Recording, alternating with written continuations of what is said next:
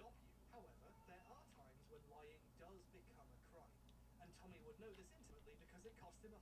In 2009, after putting on a video games live event in Brazil, Tommy returned to America with over $100,000 in cash on his person. When you enter America with more than $10,000, you have to declare it for money laundering and trafficking reasons. Tommy knew he had to do this, but for some reason he didn't. His business associate, who was also his brother, filed a customs declaration on their common behalf, denying they were bringing that much money into the country. Tommy knew this.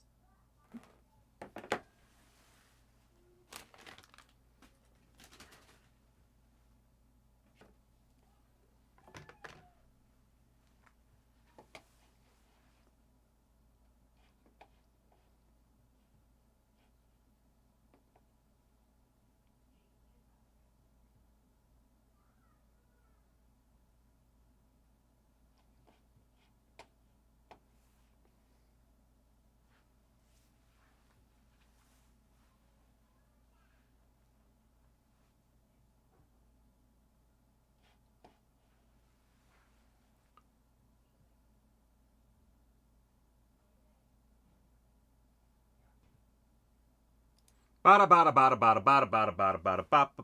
just have my TV on in the background. What the hell's wrong with me? Jesus.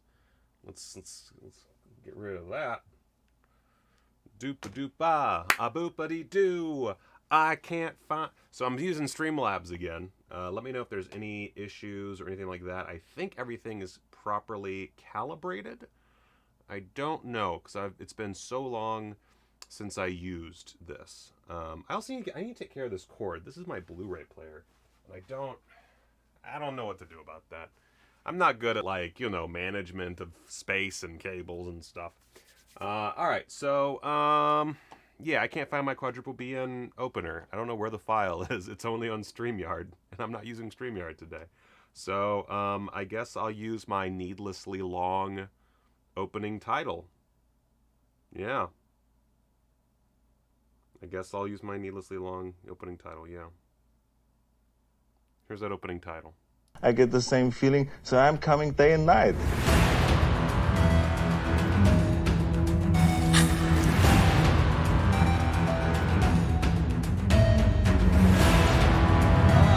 Can you fly, Bobby?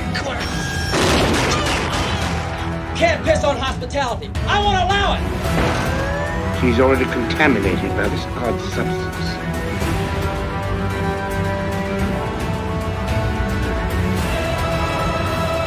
Jesus wept.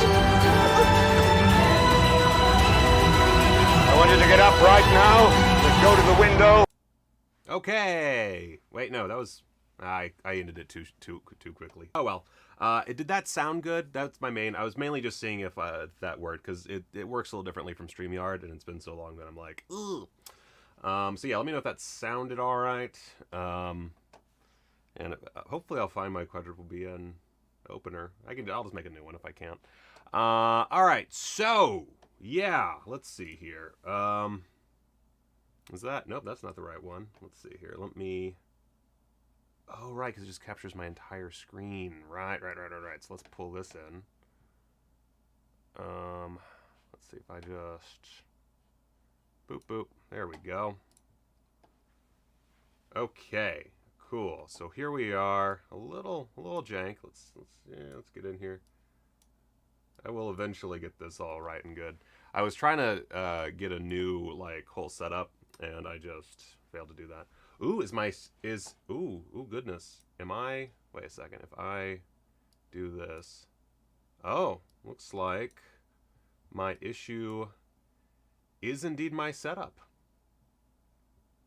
As far as the flickering goes. It doesn't account for everything falling apart, but it is indeed my setup.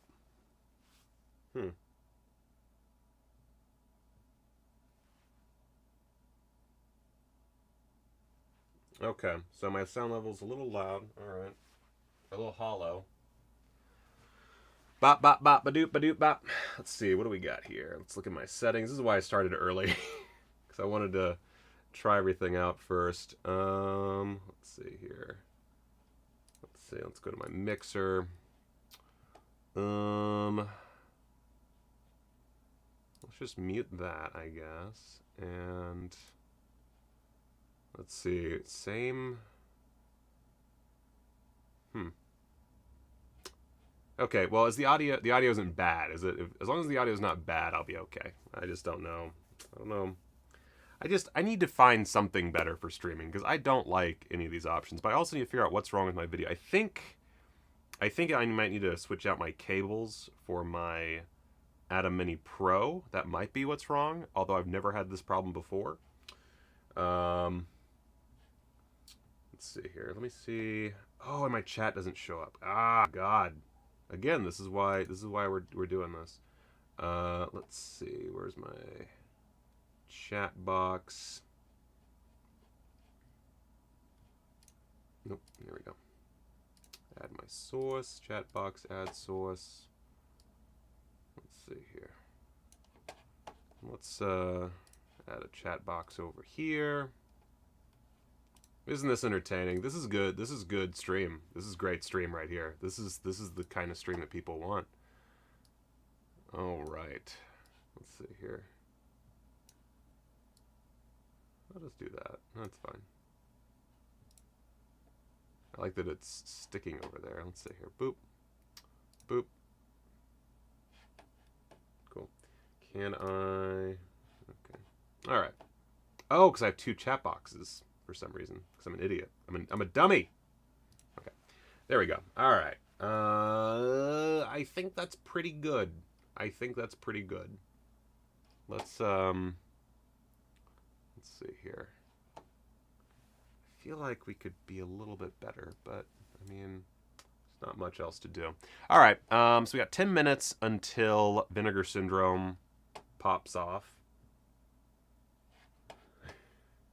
I think this week is just gonna be Michael tries to figure out streaming again after dumping his fucking training wheels stream. Like, I was doing good on Streamlabs. I was doing fine. I had just a few problems with my internet, so I switched over to StreamYard, and then StreamYard started being a dick. And I do need to figure out the video issue. I do need to figure that out. But that's not a huge problem, so that's okay. It's not affecting the video capture, so it's obviously the USB-C going into my Atom Mini Pro. I think that's the problem. So I will just get a new USB-C cable. I did start using a new one because my desktop is now so far away, so that's probably what's wrong. Yeah, okay. As for undefeatable, I don't think it's undefeatable. But I don't think I worked on whatever this is, so I don't know for sure. But I don't think it's well. Although undefeatable would be a pretty sick. Would be a pretty sick start to the year. I don't know. I don't know. All right, so you know what? I think my audio could be a little bit higher. This is it's into the red a bit too much. All right, so I'll have a better stream set up soon. But until then, it's 8 minutes. Let's look at a few little quick news bits for 8 minutes while we wait, because I don't have any guesses. It's a VSA. It's a VSA. So first off, I just want to point out, Face Off. I almost said Fight Club. I'm fine. Face Off is coming to 4K Blu-ray from Kino. This was from Christmas. Today's going to be a bit of looking back at news that I missed because I wasn't streaming. So yeah, Face Off, John Woo's best American film, and one of his best, honestly.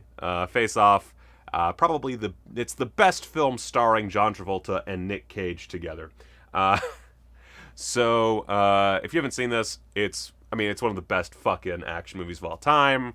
It's about a cop who's going after this colorful terrorist who likes to grab underage booty, and he winds up capturing him. And then, in order to take down his criminal empire and stop a big bomb from going off, he undergoes a absolutely bonkers procedure to switch faces with the terrorist.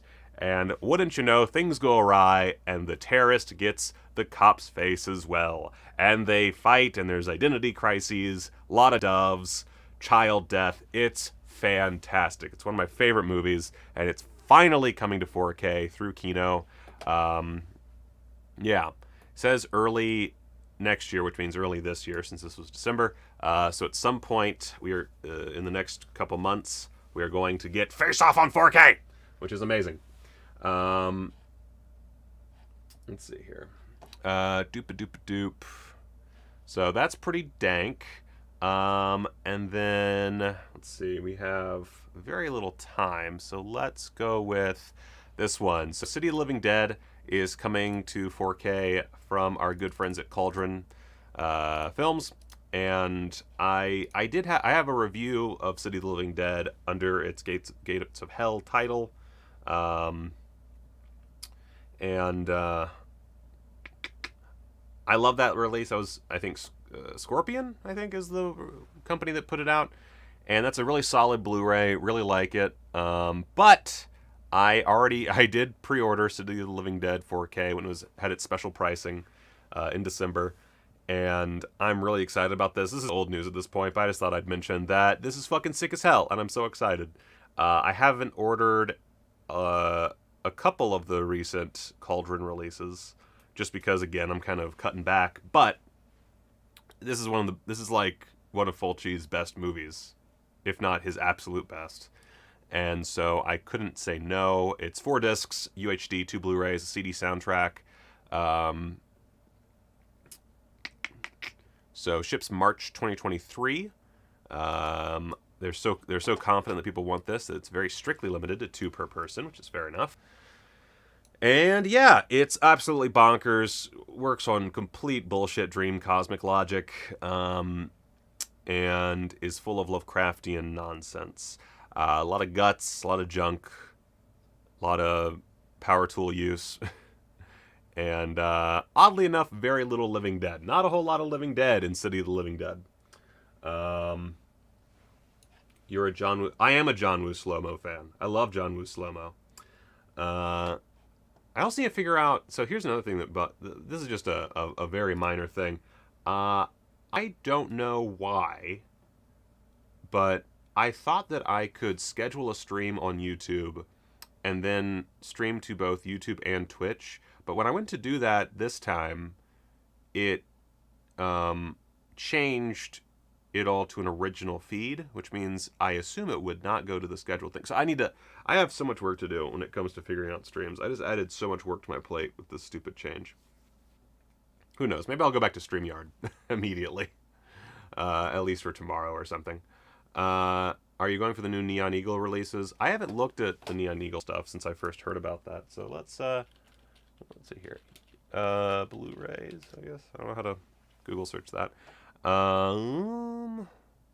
There we go. Let's see, what is it? Oh, Kill Butterfly Kill.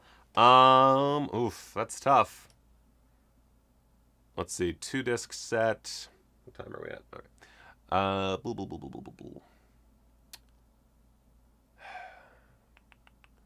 Blah blah blah. And if you don't know about this, as they note in this piece, this new label will focus. This is Jesse Nelson, Brian Izzy, and collaborating with Jared Honor from Mondo Macabro. So Neon Eagle Video focuses on the trashier side of Asian cinema, highlighting exploitation, action, horror, and other cult films that have been neglected in the high definition era. Each disc will be... Oh, fuck. I didn't... See, this is the problem. I'd have to, do everything myself. Oh, God. So, yeah, Kill Butterfly Kill. Blurp, blurp, blurp. Let's see. The wild Taiwanese exploitation marvel Kill Butterfly Kill is a ridiculously elaborate double Blu-ray limited edition release. This set will have not only IFD's 1983 English language dub version of the film and its later 1987 variant, American Commando 6, Kill Butterfly Kill in glorious 1080p, taken from brand new 4K restorations, but will also feature a standard definition print of the original Taiwanese cut of the film, Underground Wife, along with an SD trailer compilation from the IFD vaults. I do like a trailer compilation, by the way, highlighting Taiwanese exploitation and crime films, as well as the complete American Commando series. Let's see. Yeah, I mean, you know, I think this is nifty.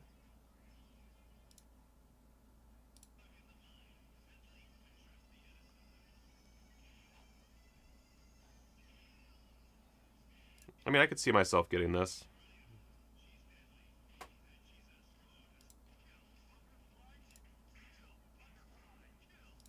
Yeah, I mean, maybe. I don't know.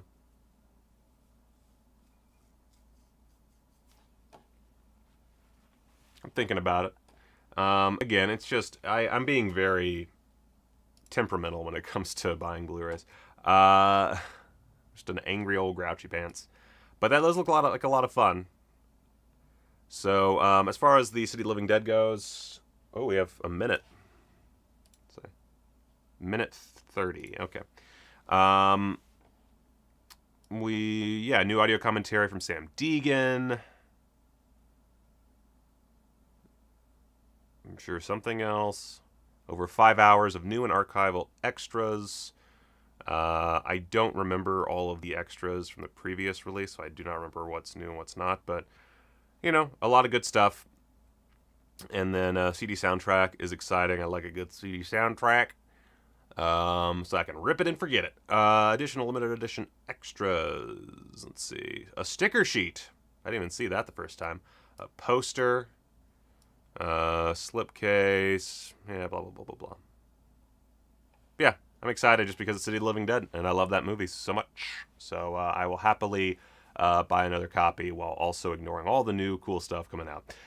So yeah, we'll talk about more stuff in a bit, but we currently have 30 seconds, baby, until that VSA is announced, so very quick show for that. Yeah, I'll count down.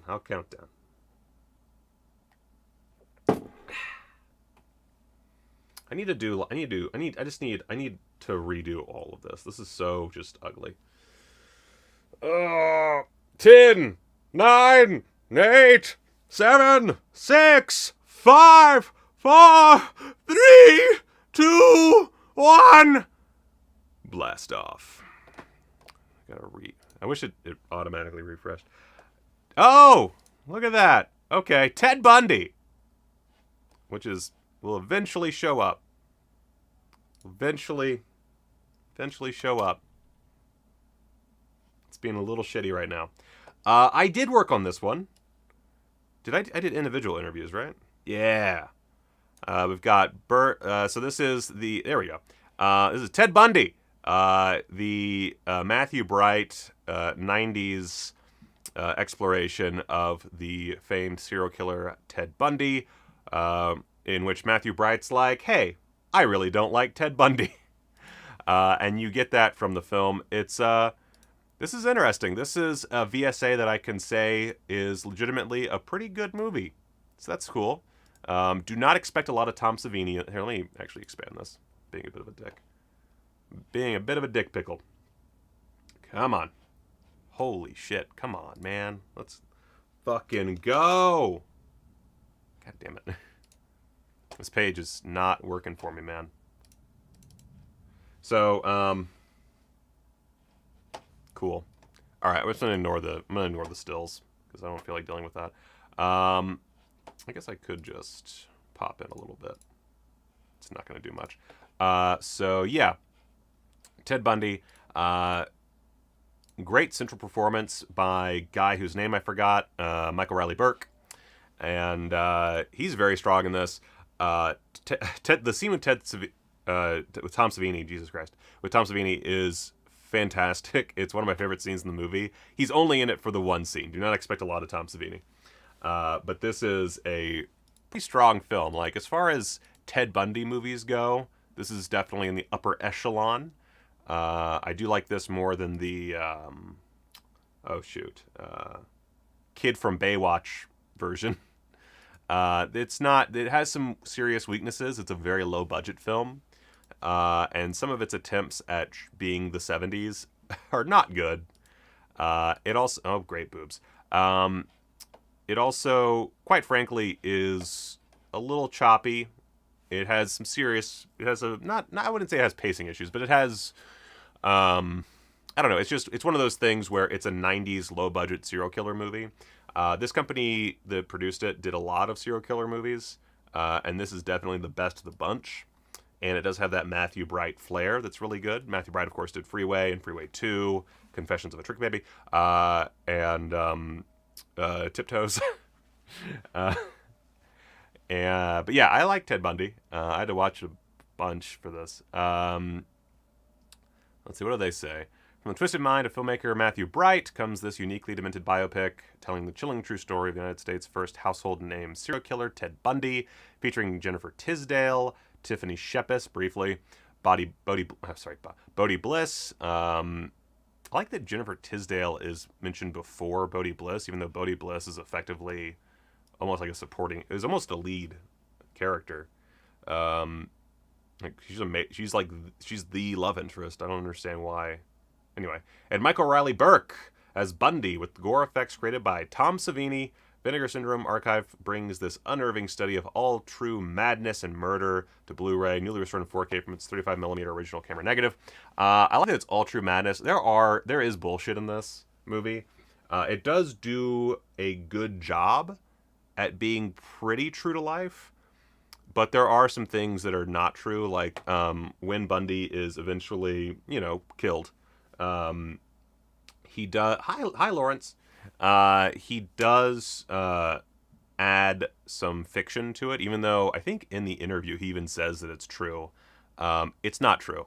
The way that I don't want to spoil it for you guys, but the lead up to his time in his moment in the electric chair, that very notable scene that's very disturbing, but also very cathartic considering who it's happening to, is not true. The prison stopped doing that years before Bundy was killed. So that's bullshit, but it's good as far as being a catharsis. There's a lot of catharsis to this that is, either fictional or kind of bringing a slightly fictional light to true events. But I like it. And like they do that thing. There's that moment from the Zac Efron version where his girlfriend realizes that he's a monster when talking to him in prison, and it's not as well shot as the Zac Efron version, but it is there and it is well done. So yeah, I quite enjoyed this overall. It's very flawed, but as far as VSAs go, this is pretty good release. I know that you people hoping for Undefeatable are going to be disappointed, but it is what it is. Let's see here. So we got a brand new audio commentary track with writer-director Matthew Bright, moderated by Brad Henderson. Very excited to hear that. I heard about this commentary before it was done, and I'm very intrigued to see how it went. Interview with, then this is the stuff that I worked on. Right. God, I did so many of these. Holy shit. Oh, God. So Burn Bundy Burn is an interview with writer-director Matthew Bright. TED Talk is an interview with lead actor Michael Riley Burke. Seeing Evil is an interview with lead actress Bodie Bliss. Scoring Bundy is an interview with composer Kennard Ramsey, who, by the way, I love Kennard Ramsey. I think, what's weird is, I can't really say that. The problem with this one is this was a Skype interview, or not a Skype, I'm so old, a Zoom interview with Kennard, I believe, and the audio's a little janky, ironically. If I remember correctly, I believe this is the one where his interview was a little jank, so that's unfortunate, but still, very good interview.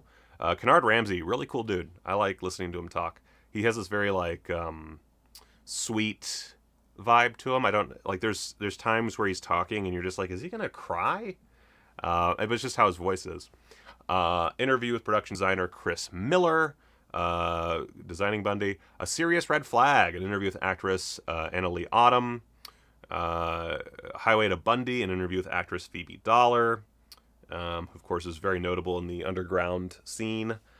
Believing Bundy is an interview with actress Alexa Jago. And then Friend from Work, an interview with actress Deborah Offner, who's very briefly, and a lot of these ladies are very briefly in the movie, but they're all interesting interviews. Those are all a little shorter. I want to say that one of them goes a little long, but I don't remember which. Chris Miller's interview is really interesting because it's just I find these very job-specific crew interviews much more interesting than actor interviews. So the production designer is interesting. I can't say the production design really stands out too much with Ted Bundy, but it is cool to like hear his approach and how he went about everything. And I think Kennard Ramsey worked, like, I think it was him and someone else working on the score, so that's a bit of a... And I couldn't quite tell everything that he worked on versus that person worked on, if I remember correctly. The Bodie Bliss interview is really strong. She's great. And the Michael Riley Burke interview is also really strong. Plus, the Matthew Bright interview, it's Matthew Bright. He's fantastic. Yeah. My only problem is it's the same footage as the previous, the Freeway stuff. All of his interviews were done at once. And, I mean, they're good interviews in so much as it's Matthew Bright talking, and that's awesome. But, like, the frame rate's a little weird on it, and the audio's a bit off. But not in a terrible, not like a Zoom interview way, but like it could be better kind of way. Yeah. So yeah, it's pretty stacked for a VSA too. Pretty stacked. So yeah, that's the Ted Bundy VSA. Pretty cool stuff there, and yeah, solid movie. It's also just nice to see more Matthew Bright on Blu-ray. That's all I got for that. I thought this would be when I was doing this, I thought it would be like a 4K release, but yeah, I guess I don't know why it's a 2K scan, but whatever. Anyway, let's look at the 10 for $10. Let's see what we got in here. Oh wait, the out of print restocks. Let's look at that real quick. See if anything. Nope, nothing's changed. All right, 10 for $10. Let's see here. So I got Blue Money, Beyond Shame, or Place Beyond Shame, sorry. Ice Cream Man, Amityville: A New Generation, The Fear. Oh, I love The Fear. The Fear's so good. You should get The Fear. Oh my God, Alien from LA. This is a fucking steal. Guys, you gotta get Alien from LA. If you haven't gotten Alien from LA, this is fucking amazing.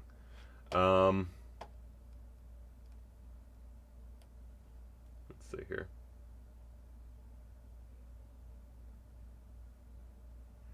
Oh yeah, as far as like actor stuff, little trade secret. I cut so much of actors bullshit from, especially if it's a full doc.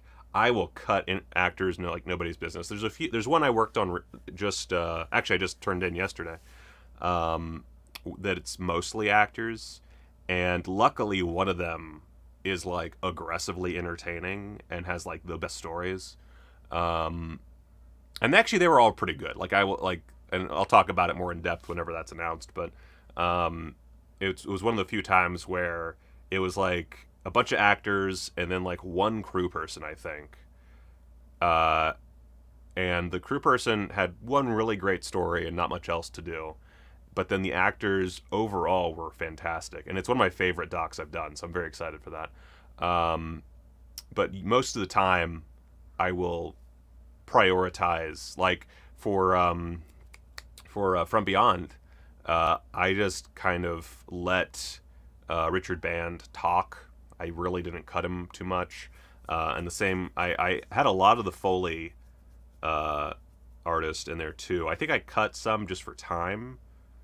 But I used a lot of her stuff. And luckily that one had Jeffrey Combs, and Jeffrey Combs is super entertaining. And Barbara Crampton, actually, I cut a lot of her stuff for time because it was superfluous, but she was really entertaining. So I kept everything that worked within the piece. But anyway, sorry, I'm going off on a tangent. Yeah,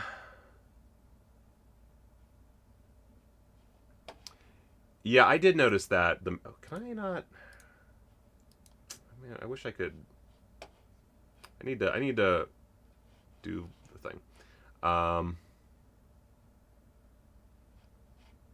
well, whatever. So the mayor said, "Did anyone notice some of the new 10 for 10 were less than $5?" And before I could place my order, they jumped up to 10. Yeah, I noticed that yesterday. I don't know what I guess it's just their system being weird. Anyway, so yeah, Alien from LA. So strong. Love Alien from LA. Will not appeal to everyone, but it's from the late great Albert Pyun, rest in peace. And I I think this is like a stellar release, and so it's the slipcover still, right? Yeah, and the slip for this one is beautiful. Like, I mean, wait, let me even go over here. Where's my alien from LA?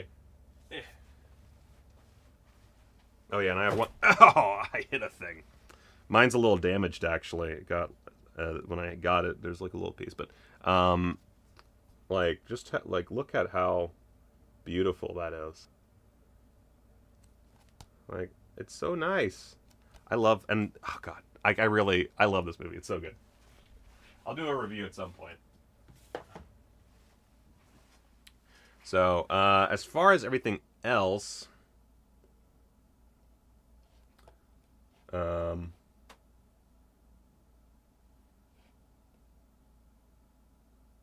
see. Oh well, you're welcome. I sometimes get a little self-conscious about my edits because they tend to go long, and I feel like I watched the I talked about this in my review, but the Invisible Maniac doc is so good. And to be fair, I mean, I think he had more time to work on it. Mine are really down to the wire most of the time. So I usually have to put in a draft that's maybe a little pudgy. But I even then, like, I like things to go a little long. I like to just listen to people talk, especially when it's either technical or a really good story. Like, I don't want to fuck with their storytelling too much. I like to just let them talk and just place it in the right spot. And I think I do that, but it's tough to tell because by the time I finish, it's so subjective. So anytime y'all watch an interview I edited or a doc, let me know what you think, because there's always like for the From Beyond doc, I used a lot of music because I had music provided to me. And I still don't know about that. I think I used it too much. I think I did too much music. I really do. But I don't know because it's so, again, so subjective. Anyway, so let's see here. I have not watched A Dim Valley. I know I watched Through the Fire. I don't remember what I thought of it. Wait a second. Let's go to Letterboxd real quick because I gotta see what I thought. My brain doesn't work. I'm actually. Oh god damn it! It's still down. What the shit? Okay. It was working on my phone. What the hell? Wait a second. Through the Fire. Oh no, it's down. Okay. Letterboxd was down this morning, and it was up briefly, and I guess it's down again. Anyway, I don't remember what I thought of Through the Fire. A young woman mysteriously vanishes. Her sister Sandra, finding the police to little help, turns to a rogue officer named Nick, who senses that something evil is afoot. However, the strange disappearance is only the beginning of a horrifying nightmare as a satanic sect worships the god Moloch. I just don't remember. I don't remember what I thought. Maybe, let's see here.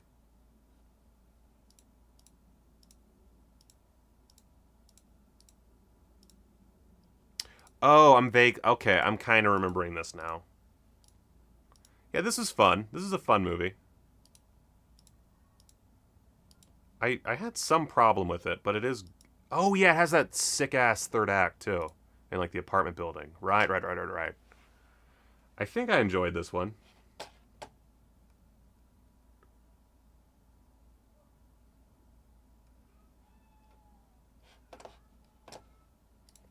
Yeah, so Through the Fire, I do recommend, even though I do not remember it that well. I watched this when I was in Charleston, and that was a long couple weeks. And then I watched part of this release, and I don't remember it that well, but I would say any AGFA is worth $10. Did not watch So Long Billy. So that's what I got. I haven't seen Amityville: New Generation, but if you, I mean, it's $10. Come on.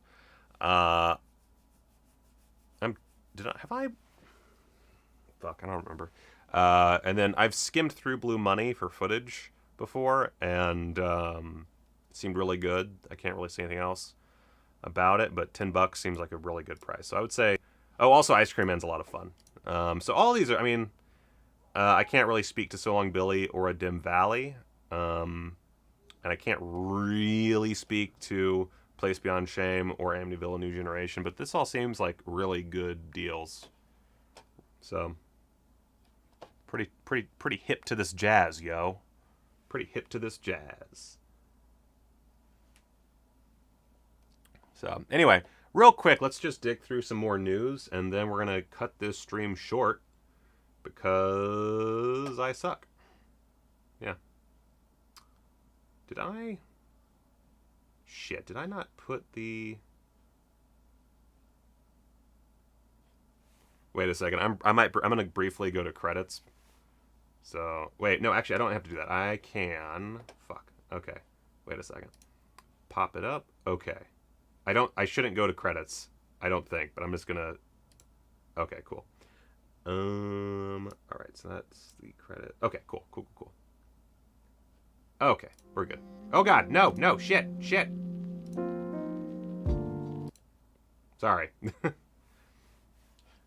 Do all of these 10 for 10s stay up until they sell out? No, it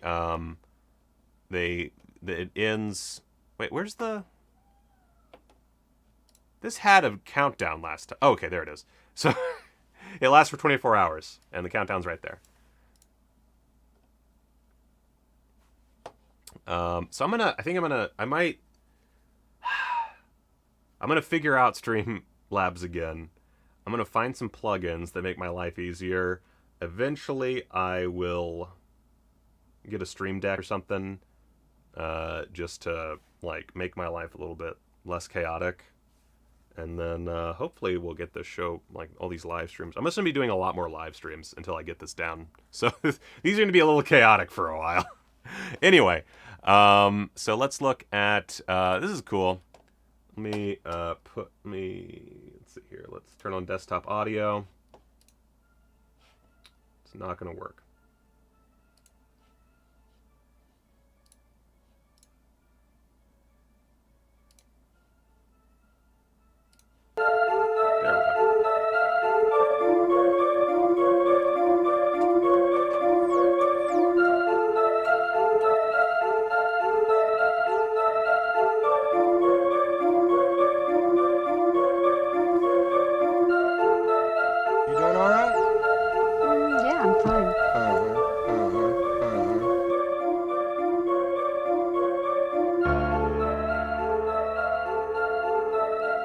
Man, I really like Tim Ritter on VHS.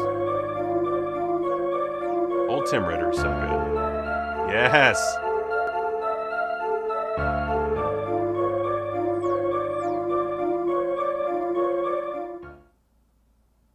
There's things going on inside me you don't even know about. Alright. That's VS Labs. I still don't know what VS Labs is, by the way. I just don't know. I've not been told specifically what's going on.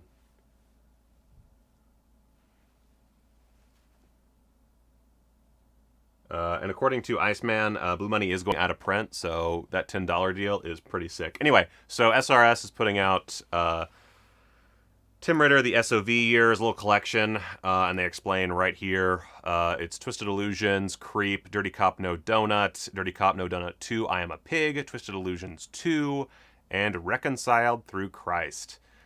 Plus, we have 2 never-before-seen Super 8 films from 1979.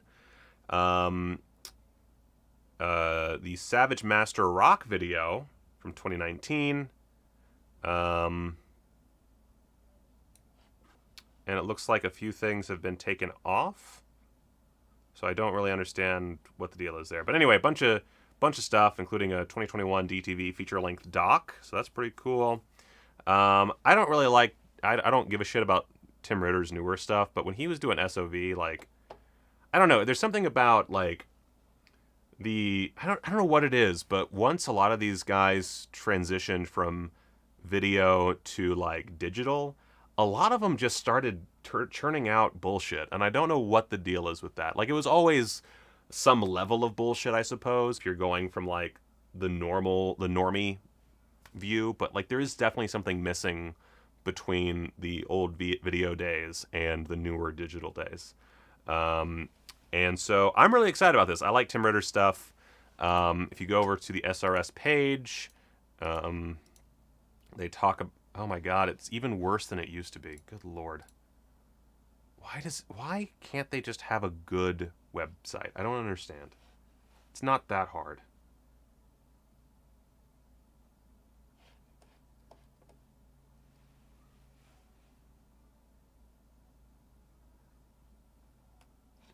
Come on. Jeez. Anyway, well, that's being a dick. So Vinegar Syndrome Labs, who said that? Travis says, they said it's films from eras you wouldn't align with Vinegar Syndrome. So I don't know. So I knew that. I'm assuming it's either really new or really old, and it might be that So I'm just gonna straight up, I just don't know. So this is all speculation. Do not take it as anything other than speculation. I think it might be for them going to really old shit, but that seems a little weird. I think it might be allowing for them to do newer material, and maybe move away from strictly film, because of course that's the big thing, is like any Vinegar Syndrome release is going to be on film.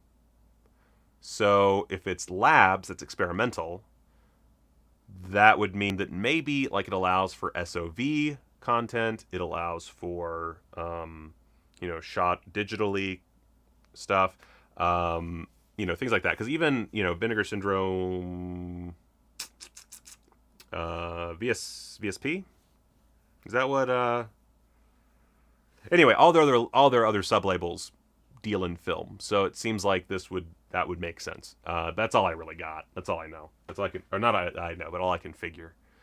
Anyway, okay, the website finally fucking managed to jank itself to life. So Happy New Year, everyone. We start off 2023 on the right foot with 4 awesome new limited edition Blu-rays. List starts with Tim Ritter, the SOV years, featuring 6 of his earliest features, 5 never before released on Blu-ray, and a ton of extras, including never before seen shorts. We next feature the latest from Evan Jacobs, the fun-filled horror spoof Amityville Death Toilet. I don't care. For God's sake, Call a Plumber. And then we wrap it all up with 2 limited time releases, both gore-filled treasures from Italy, David Pesca's Reflesh, and Fabio Sperio's Crypts. What a lineup. So it's a pre-order, and you have until the 5th at 7 p.m. to order. I'm kind of curious how bad Death Toilet looks. Let's see. We do have a trailer. Okay, let's see here.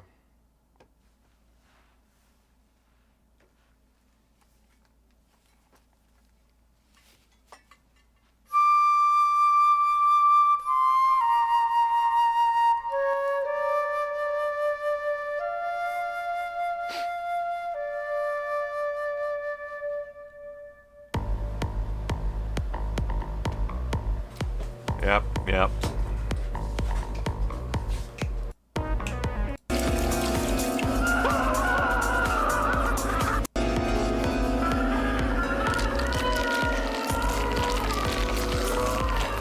I'm sorry. Look,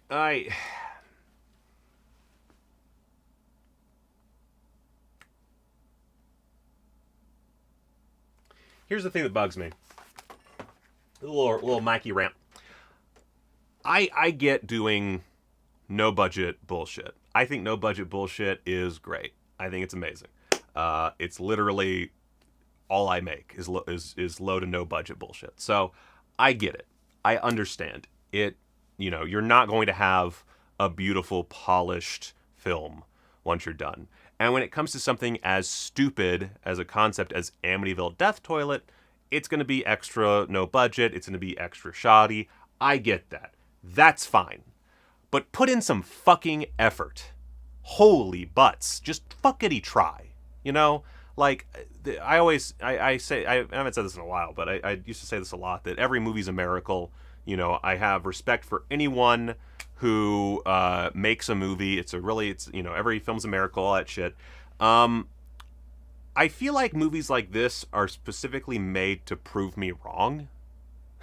Like, it's not, like, I just want you to try, you know? Like, you can buy a camera for, like, $200 now that has basically everything you need. Fuck, my phone has basically everything I need to make a movie, other than good audio quality. Like, and even then, I would say you could buy a microphone for your phone that, used correctly and strategically, works fine, at least for something like this. So, to give me something where the frame rate's fucked up, where your shots are just, you know, you're obviously autofocusing and it's autofocusing on the fucking wall. Like, look at this shit. Look, what the fuck's going on here, guys? Why are you focusing on the wall in your shitty-ass laundry room? Do some fucking set deck. Fucking figure out your focus for this really important shot where the guy gets stabbed in the mouth. Like, this isn't hard. This is very easy shit. This is, like, this is the basic, like, I just want filmmakers to understand the basic building blocks of making a movie and then go from there. Anything past those basic building blocks, you know, I'm like, whatever, it's cool. Even going at, like, if a shot's out of focus, and it adds to the artistic value, like a Jess Franco film, you know, there's more leeway there. But there are times where it's obvious you just suck. Especially now, like, the reason Jess Franco went out of focus, sometimes it was artistic, but a lot of times it was just, he's zooming and pulling focus by himself. You know, the lens is not really perfectly calibrated, so it's, you know, it's just losing focus, and he has to make up for that himself, and he's going all over the place. He's shooting on film, he's looking through an eyepiece. You know, it's tough. You're shooting digitally. You don't have a fucking excuse anymore. You just don't. You should, like, and you should understand shutter speed, you should understand aperture, and you should understand ISO. You should understand those three things first. That's really all I ask, is to understand those three things, and then beyond that, just have a basic grasp of lighting. The most basic. I don't need you to be fucking Argento with this shit. Just a basic understanding of, like, color temperature, or, like, white balance, anything. Like, I get, you know, doing a little flair. Like me, one of my things, I get shit for this sometimes from a friend of mine. I always pretty much keep the camera on daylight, and then whenever there's a tungsten source, I just let it go orange as fuck. And I get critiqued for that from my friend, but I like it personally. So, like, I just...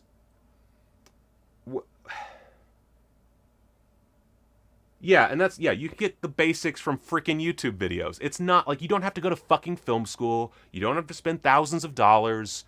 Like, I'm the camera I'm shooting on right now, you know, is admittedly a pretty expensive camera, but it has versions of the same camera style, like, with all the, like, the same, it has the same basic functionality in the lower tier models. This one's just a little nicer, has a better codec, you know, more pixels, all that shit, but you can do a lot for a little these days. And, like, I know that you didn't pay everybody in this movie. I know a lot of people worked for free. So don't, you know, I don't want to hear, well, all our money went to cast and crew. Bullshit. Fuckity bullshit. So I don't like, this is why I don't like the more recent Tim Ritter stuff. It just looks like no one gives a shit.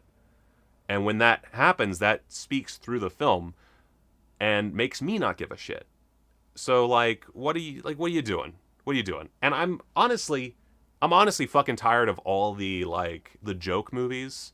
Like, Amityville in space. Okay, I'll tell you what. You do that and do it fairly well. And not even, like, a good movie, but, like, you put some fucking effort in.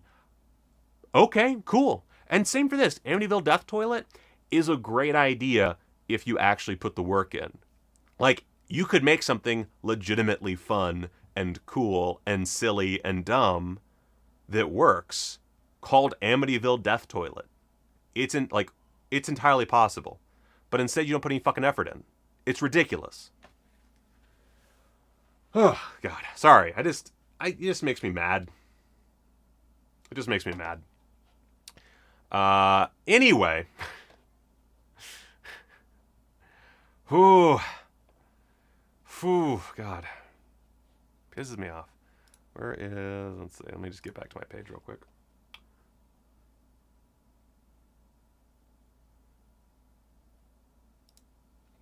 So, yeah, the Tim Ritter collection, I'm very much on board.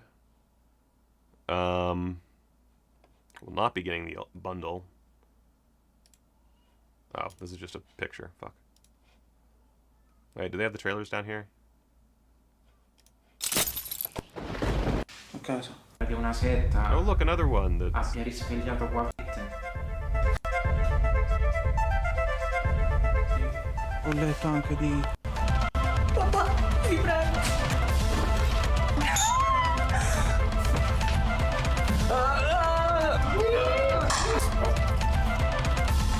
You know, props for using practical effects, I guess.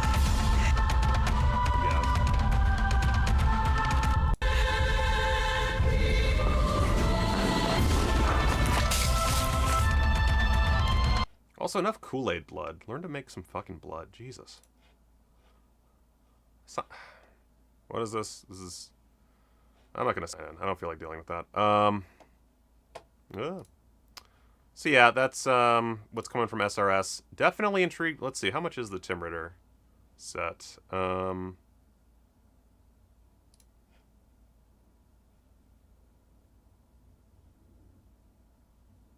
Oh, I'm sorry. It'll show as sold until Thursday the 5th. I'm sorry. I made a mistake. So you can order it starting the 5th at 7 p.m. Okay.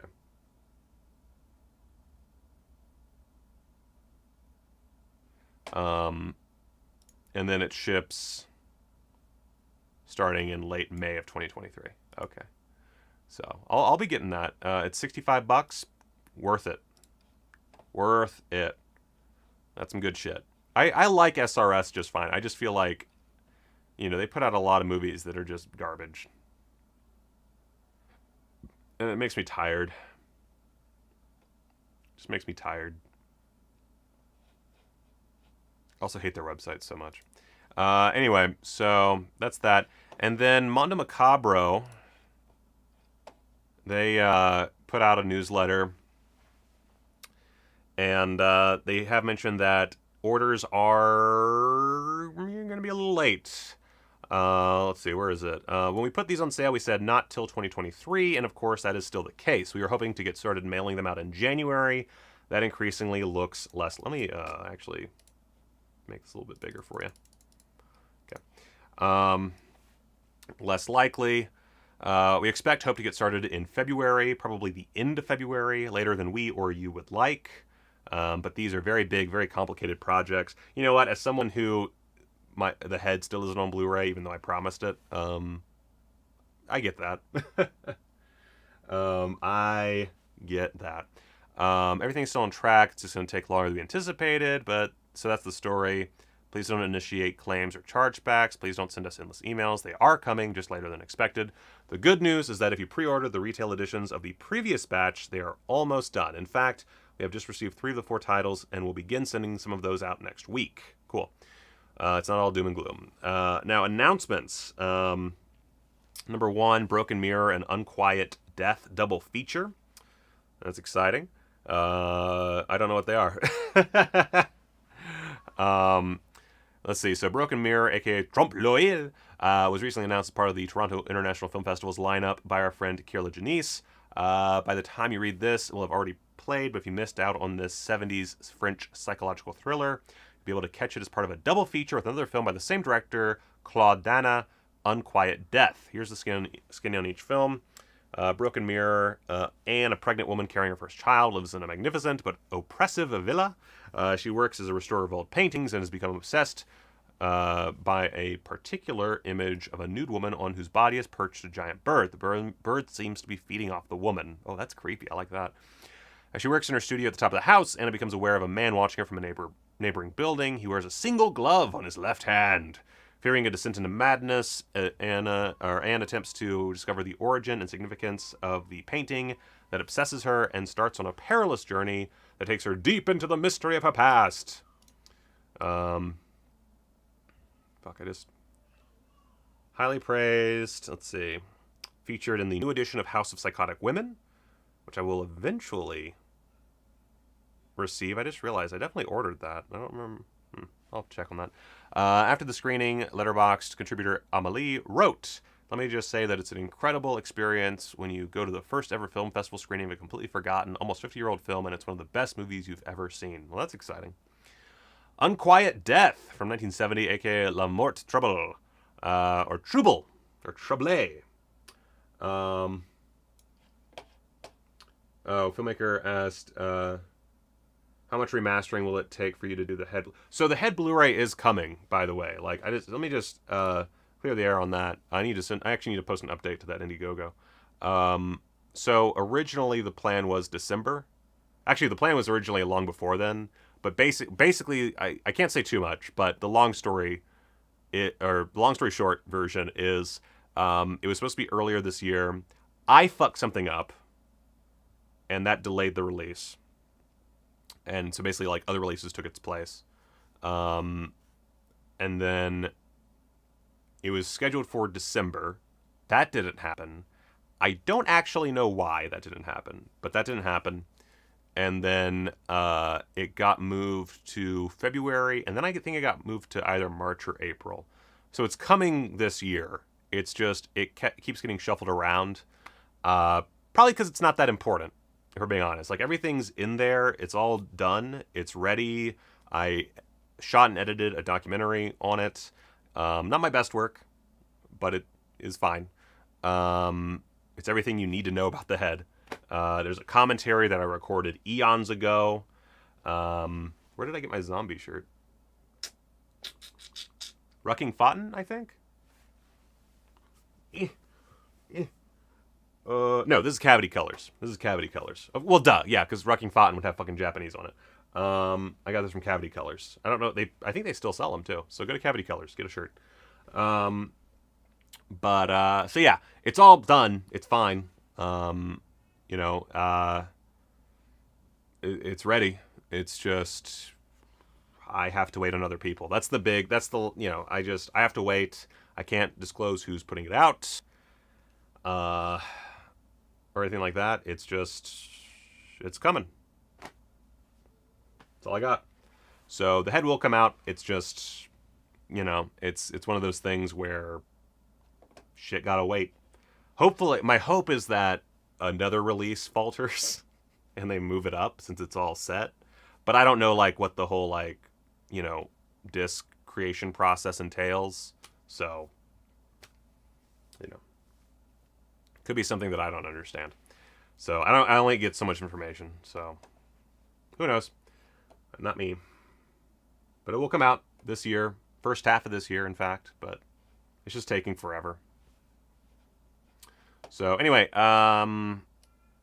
Unquiet Death. 3 haughty nieces of a wealthy uncle travel to his island to stay to make life miserable for his Arab servant. When the rich uncle dies, the servant turns the tables on the helpless, inept girls, refusing to take orders from them and locking them away in their rooms. He forces them into lesbianism, strips them, and paints them up like hookers, but he refuses to touch them.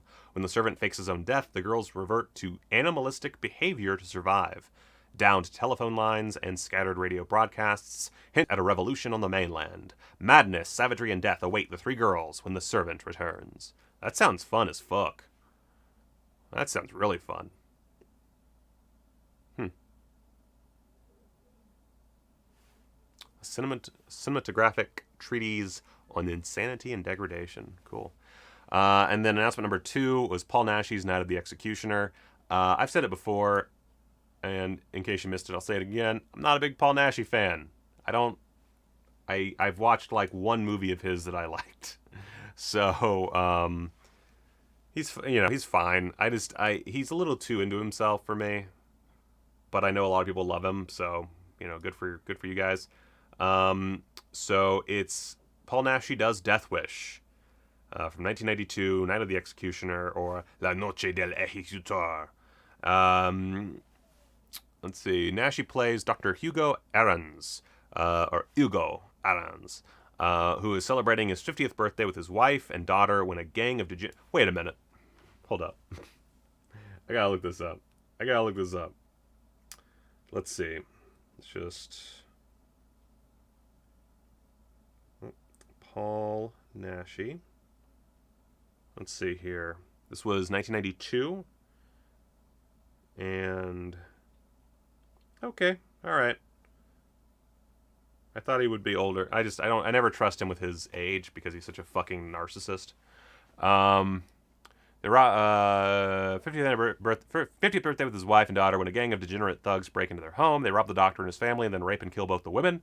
Their final gruesome act is to cut out Dr. Hugo's tongue, after which they leave him to bleed to death. But the doctor survives, and seeking vengeance on the punks who destroyed his family, he begins a rigorous training program to turn himself into a merciless killing machine. Nashi's final film as writer-director-star. This is a bleak and violent work in which the action unfolds at a relentless pace, barely pausing for breath. Paul Nashi throws into the mix a huge dollop of sex and sleaze, and his portrayal of the Silent Avenger is one of the most powerful and chilling screen performances. I highly doubt that, but I am curious. So that's cool. And then announcement number 3, Indonesian horror action freakout special silencers. What? Longtime fans of Mondo Macabro know we love the crazy Indonesian films of the 70s, 80s, 90s, and we know you love them too. Well, you will all be happy to know that after many years, we are finally heading back to Jakarta. We have several projects in the works from that part of the world, but this is one of the most exciting. Special Silencers, 1982. One of the key works of Indonesian exploitation cinema. This 1982 film from action specialist Arizal mixes insane special effects, high-kicking martial arts, and gruesome horror into a highly entertaining brew. Gundar! A sadistic and sleazy local politician steals a bag of small red pills from a local mystic. These pills, the special silencers of the title, when dropped into someone's drink, cause a huge tree-like growth to burst from the victim's stomach. Gundar uses these pills to wipe out anyone who gets in the way of him becoming a powerful local landlord. That's amazing. Oh my god. Barry Prima plays Hindra, who is unwittingly drawn to the dark world of Gundar when he meets Eva Arnaz, whose father has been killed by these special silencers. I did not know that's where that was going. Huh. That's bonkers. Huh. So 2023, expect more weird erotica, strange horror and bizarre action. Expect the obscure, the unknown, the forgotten. Expect the unexpected. In addition to the above, we have more Greek exploitation cinema coming, more 1970s Japanese horror craziness, more French, more Indonesian, more Spanish. We probably won't do any more huge box sets like Bollywood horror, but don't be surprised if there are several multi-film sets, double and triple features. Probably not another UHD either, at least not this upcoming year, but we are considering a couple of projects for the format that will blow your mind if they happen. We'll see. I do like the underdog element of Mondo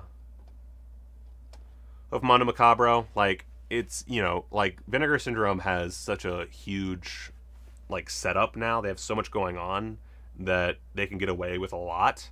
And Mondo Macabro, you just imagine just one guy in his basement, personally pressing discs and figuring out how to get all this to work, and there's smoke and sparks coming out of computers and shit. It's just fun to think about. Anyway, last two things I want to talk about. I don't really want to dig into this too much because it's already been an hour, and I have things to do. But it should be noted that Eureka did put out In the Line of Duty the first few, including Yes Madam, which is In the Line of Duty 2, I believe. Or am I wrong about that? Oh yeah, okay, so that's the launch. Yes Madam was the launch. I'm really excited for this one because I've seen this in a theater and I love it. It's so good. So there's the first film. Is Royal Warriors the second film? I'm not good at this. Yep, second. These aren't really connected by all that much, but so we've got the first 4 In the Line of Duty films that are all releasing this month, I believe. No, Yes Madam is already released. Royal Warriors is coming later this month, and I think these are also coming. Oh, and then In the Line of Duty 3 is March 20th, And In the Line of Duty 4 is also March 20th. There we go. So I'm really excited about that. We also have Magnificent Warriors,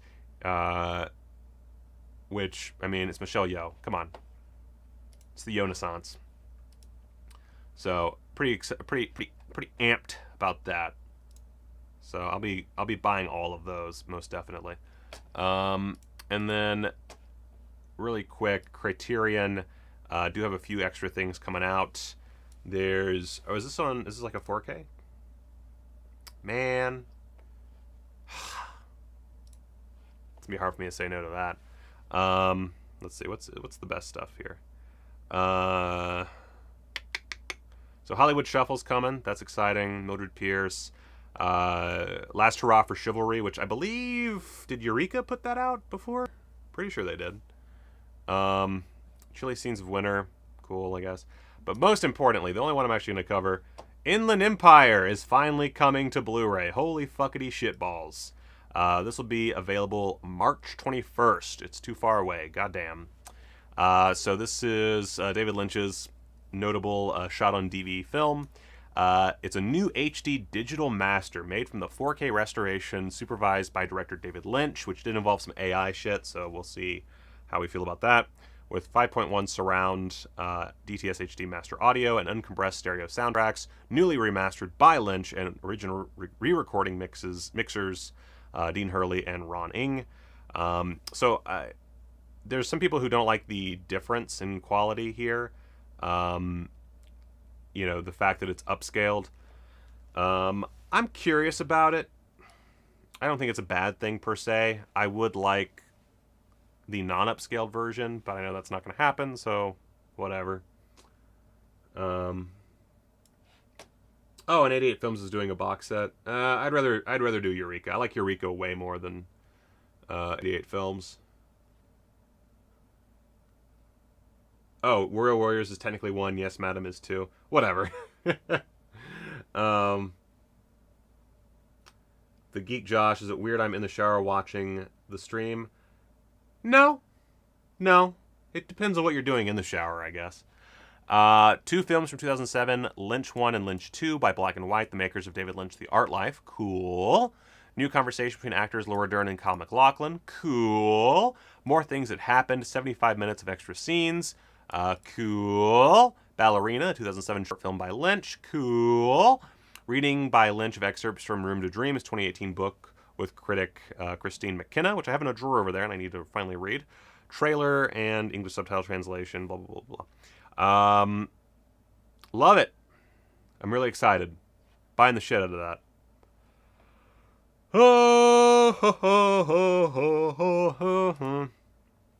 Everything else is cool too, I guess. But anyway, I'm tired. It's been a long one, and we have more. Wait, how much? Okay, what's the week look like? What's the fucking week look like? We've got tomorrow we've got the first VSL, so we finally get a better understanding of what that's all about. Wednesday we get a Picorama, hell yeah. Thursday we have a merch day. Friday another VSL coming out the gate hot, and Saturday another VSA. So we've got 5 more days of doing this. So 5 more days of streams, of daily streams. Cool. Cool. No doubt. Oh yeah, I know, Chester. I know I haven't lost the glitch. I'm gonna get a new USB-C cable, probably while I'm out today, and try to fix that. Because I don't know exactly what it is. I guess it could also be the HDMI cable to my camera. I could try my other camera. Actually, where is my other... Oh, yeah. Real quick. Just while I'm thinking about it. Just gonna do this on stream. Why not? Shitballs. Let's see. It's an 85 on there. Let's put a different lens on so we can actually see.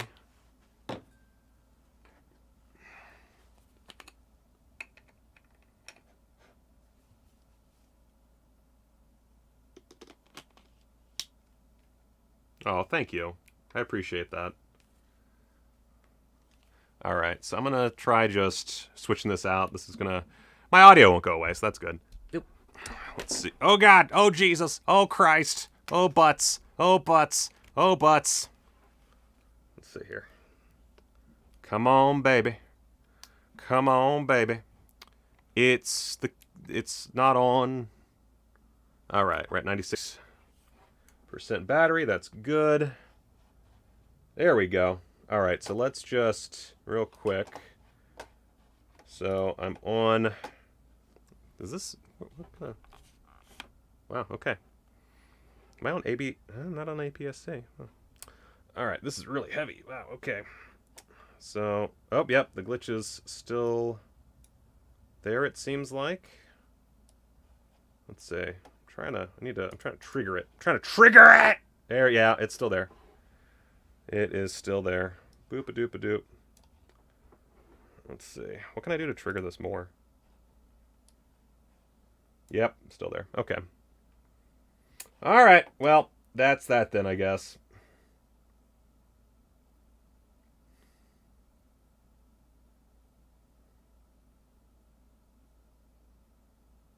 Well, I appreciate y'all's support. I really do. Don't know why I wasn't looking at the camera that's in my fucking hands.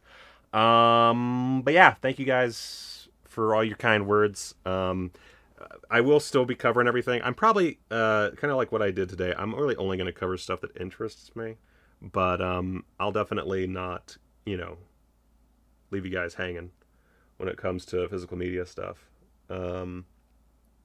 Just not as focused on it, really. Anyway, this is I have weak noodle arms, so we're going to go ahead and cut this stream off. Thank you guys for watching. I'll see you tomorrow. Well, you'll see me. I won't see you. That'd be weird. But thank you for watching, and go watch a movie!